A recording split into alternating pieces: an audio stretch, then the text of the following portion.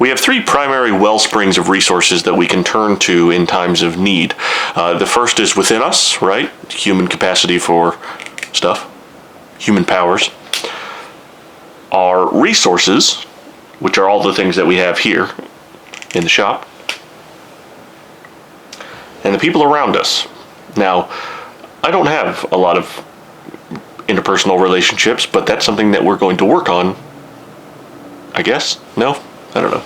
Of primary importance to our goal is to maintain homeostasis. As a human being, I do have to maintain a certain mass. I do have to eat food and drink water and meet other human needs like having sleep, etc. For the record, here is the state of our food stores. Right now, we don't have a ton, but we have enough to keep us from starving to death. For those of us playing along at home, you may be wondering, what is this computer that I have here? Well, this is basically just as simple a computer as we can possibly make. We're going to utilize the computer like a tool. It's not connected to the internet, and we're going to utilize software and build software in order to help us out, because that's one of the things that we're going to try to demonstrate. One of the things that I believe is that tools not only provide a mechanical advantage, but they also provide an experiential advantage, an epistemological advantage, meaning that computers can help us to increase the amount of learning we're able to get compared to the amount of input we put in. And so computers are very helpful to us. This computer, again, as simple as it can be, it's just a desktop. It's just basically just an operating system, and then we're going to add software to it. It's a Linux-based system. It's running an operating system called Zorin OS Lite 16, and this computer is basically incapable of running any software that has come out in the past 10 years. Which means we have to be very sparing with the amount of resources that we have available to us, involving RAM and memory and storage and all that kind of stuff. So that's what this is. And so we're going to utilize this stopwatch because I need a stopwatch. And it has it built in. And I'm grateful for that tool. Part of our mission out here is to save and reutilize resources, and so I have this box here. This box used to contain a solar panel, now it contains cardboard.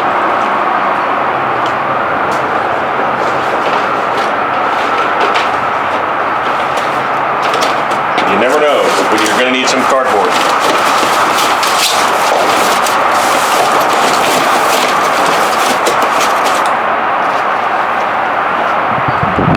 In the food box, we have about 22,000 calories worth of good stuff. We also have several pounds of flour, several pounds of salt, several pounds of macaroni and cheese. That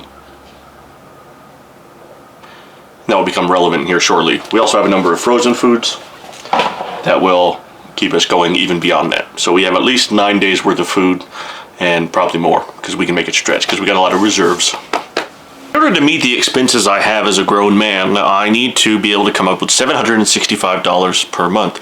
$700 for rent, $65 for my phone, and the rest is, well, I'll be alive, but it may not be pleasant. But, you know, we'll cross that bridge when we get there.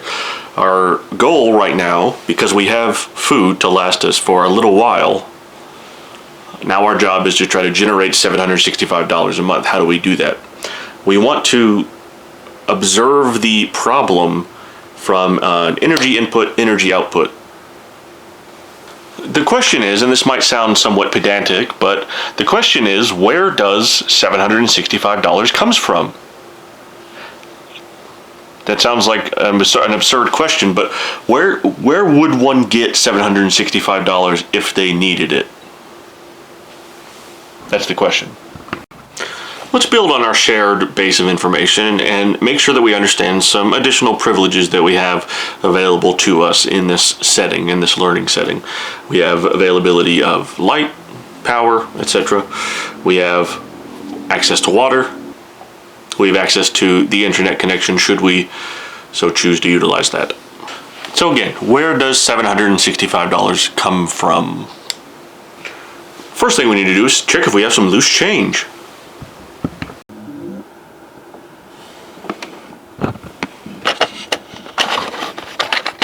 Oh, something tells me that might not cut it.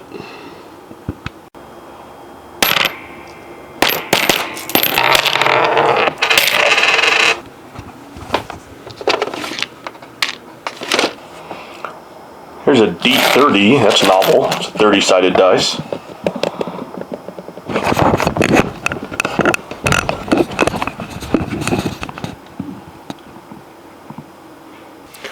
Alright, I've managed to assemble a small pile here of loose change and other things.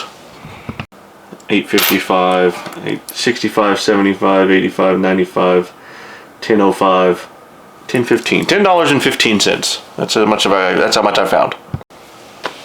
Among 14 screws, 2 nuts, 2 thumbtacks, and a handful of staples. Unfortunately for us, and those of us playing at home, $10.15 is not going to cover our $765 per month expenses, even if we were to take into account our whole tub full of pennies that we found. So unfortunately, that's not going to cut it. But we have $10.15 to try to build $765 one way or another, and that's what we're going to do next. It's nighttime, but I sold 2 of my Pokemon cards for money.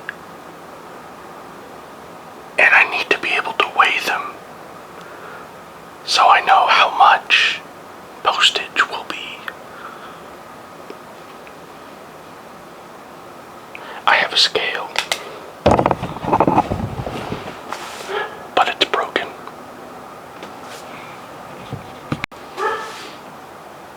And so we're gonna fix it. The worst part is, it just needs a battery. Let me put a battery in it.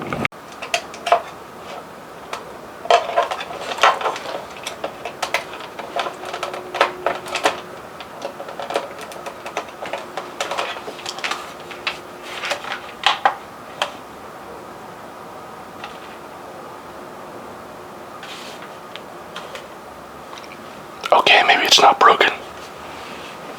Oh, please.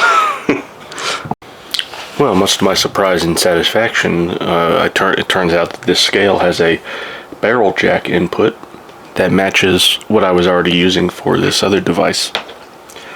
So I was able to plug it in. It's telling me 2.8 ounces for the 2 cards in their holders. Splendid. That's good info.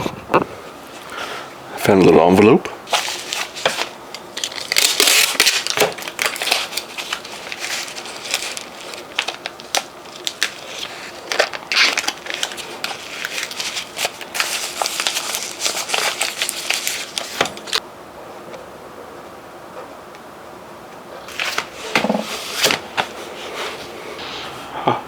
I need more drawers.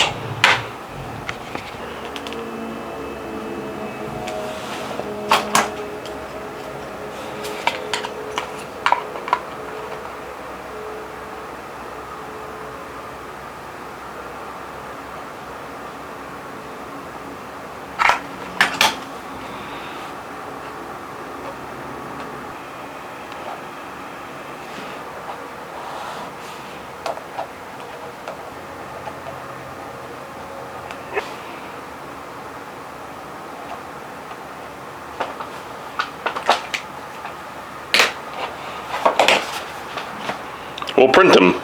Situation is clear. This chair hurts my back, which means I have to find some other way to sit. This chair was originally part of a larger chair that is now broken. All of the wheels have fallen off, and I have harvested them for parts. In general, this pink stool hurts my back, and I intend to do something about it. Alright, problem gone. I'm going to take that chair apart, so this chair is better. Save these are good screws. I hope to be able to use these screws to simply bolt this through the chair. I actually do have another half of chair that we could try to attach to this half of chair. Oh hey, I need some scrap fabric. That's perfect. Okay.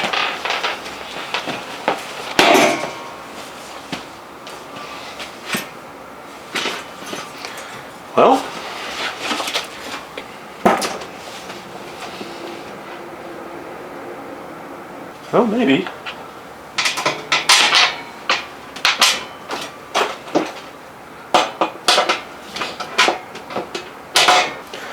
Well, minor change of plans. These screws that were in there are a very odd pitch, and I'm interested in measuring that. The way that you measure screw threads is literally how many threads per inch. So I'm going to take my calipers, I'm going to dial in an inch, and then I'm literally going to count how many threads are in that inch. Whoops, we're going to have to do half an inch because I don't have that much length. 1, 2, 3, 4, 5, 6, 2, 3. Not quarter 20. 3/8 12. I don't think that is what 3/8 is. 3/16. 3/16 12. Does that sound right? All right. So it turns out these bolts are some kind of freaky quarter inch, quarter 24. Quarter 20 is standard, but these appear to be quarter 24. Second alternative plan. I'm just going to drill some new holes into this chair.